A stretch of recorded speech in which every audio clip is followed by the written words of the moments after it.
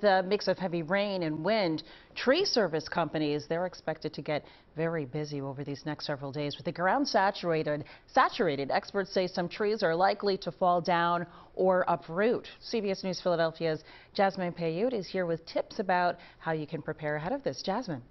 Good morning, Janelle. Experts say with the high winds and heavy rain we're expecting, getting ahead of any potential problems is best. Take a look at this. We spoke with Wingate's Tree Service out of Gloucester County. Its snow removal equipment is temporarily being set aside, and crews are making room for whatever today's storm may bring. Now, with the ground saturated, we know some trees are likely to come down and take power lines down with them. He says crews are trying to prepare and get things in order to be able to mobilize quickly, but had this advice for homeowners.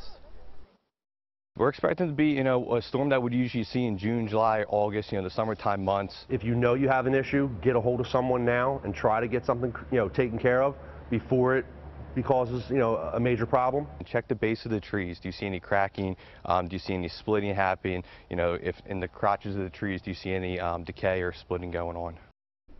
Now, Wingate suggests homeowners do the same inventory check of their property once the storm moves out of the area, but of course do it when it's safe.